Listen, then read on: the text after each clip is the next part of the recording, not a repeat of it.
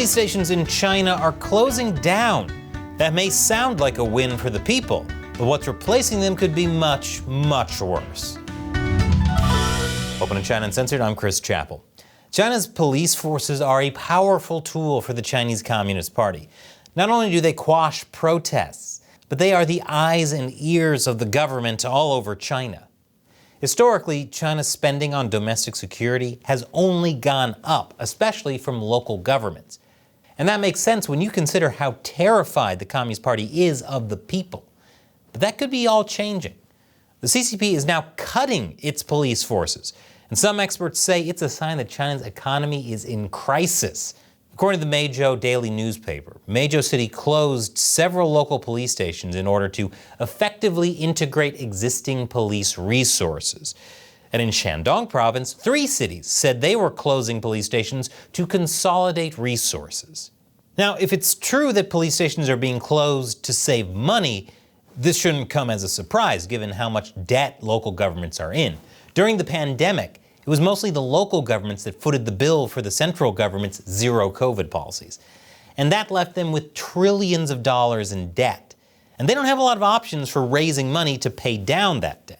Because of that, law enforcement agencies have been imposing larger and more frequent fines to help cash-strapped governments.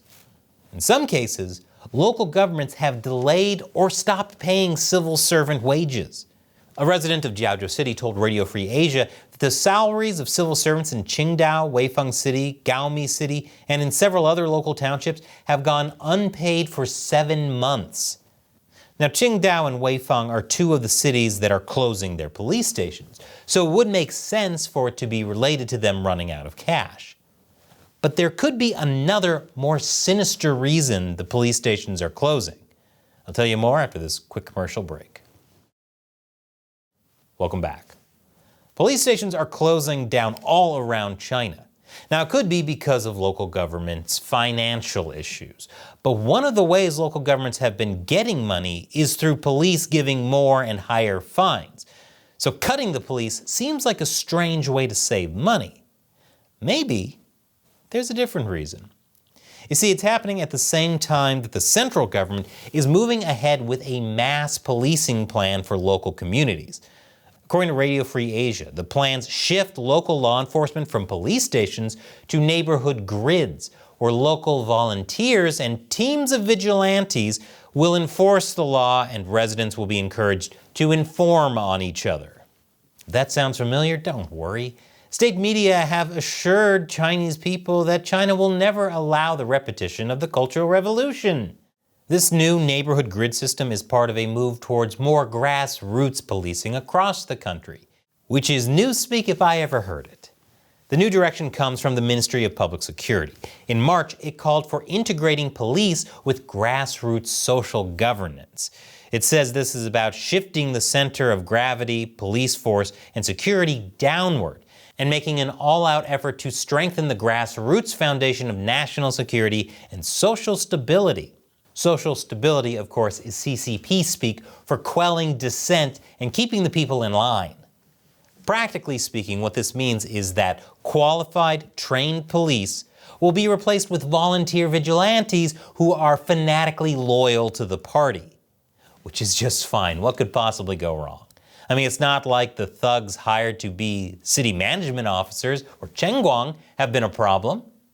No, not at all. Right now, most local police stations have only a few full-time police officers. They rely heavily on auxiliary forces, which are only called in for specific tasks. Auxiliary officers aren't out on the streets policing every day like full-time officers are. And they're just ordinary Chinese citizens trying to make a living, not die-hard party loyalists. But as part of this move towards grassroots policing, authorities across the country are starting to lay off auxiliary police officers and instead use neighborhood officials and local militias under the grid management system. The grid management system refers to dividing municipalities into grid blocks. One person and one bunch of surveillance tech is used to monitor each block, which makes it easier to track and control China's 1.4 billion people. By 2025, the government wants every grid block to be monitored by one person. Yep, the entire nation is becoming one big panopticon. The grid system has been used in places like Tibet and Xinjiang for years now. It's a highly efficient way of keeping people scared by making it difficult to tell when exactly they're being watched and by whom. It's also a system that is, shall we say, highly sensitive to local discontent.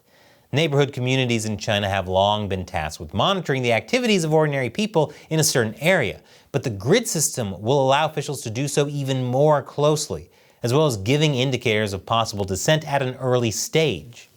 Ever since the CCP gained power 74 years ago, it's been terrified of losing it, which is why they're always talking about how to maintain social stability.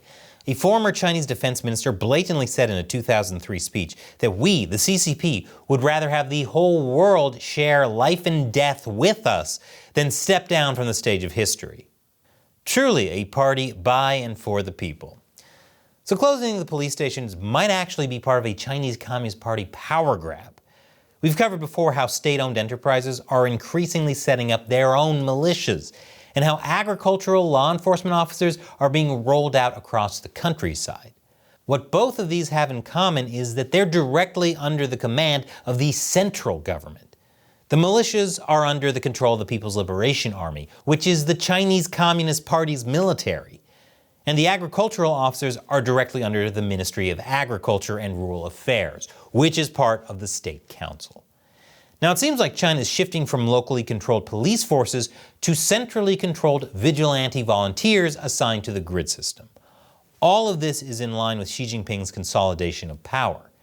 At the same time, Xi Jinping has been promoting what's called the Fengqiao model. The Fengqiao model refers to a system under Mao that promoted vigilantism of the very worst kind to solve local problems. People were basically encouraged to police each other in the lead up to the Cultural Revolution. And the town of Fengqiao was praised by Mao for doing it best, mostly because it had a high number of per capita public denunciation rallies to take down dissidents. Chinese state media like to spin this as being about promoting community-level governance, basically communities taking care of their own problems without getting higher authorities involved. But Mao used it to mobilize the masses to struggle against his perceived enemies, and as we all know, Xi is Mao 2.0. While the mechanism today aims to eliminate threats to social stability at the grassroots level, analysts warn it could also be used as a tool for social and political surveillance. In other words, super local control that reports directly to Xi. Chen Daoyin, a former associate professor of political science at Shanghai University, told Radio Free Asia that while Mao and Xi both promoted the Fengqiao model, the way they see it is very different. For Mao, it was about mobilizing the masses in his name, while for Xi, it's about keeping control of the masses, as if they were in prison. If true, this would fit in with the party's plan to cut down on auxiliary police and replace them with a network of vigilante groups that report directly to the party. Neighborhood committees have been doing something similar for years, but the grid concept takes it one step further by even more closely monitoring citizens. Hence, bye-bye police stations. Maybe it's a sign the Chinese economy is collapsing, or maybe it's just the next move in Xi's great chess game against the people of China. Now, I'm sure you know it's hard to cover China and other topics YouTube considers too sensitive. YouTube has even deleted our videos before. That's why I created a new show called Deep Thoughts While Gaming, to talk about things YouTube might flag, but hide them in gaming. The latest episode is about Baldur's Gate 3, but it's really about identity politics and gender identity. Check it out and let me know what you think.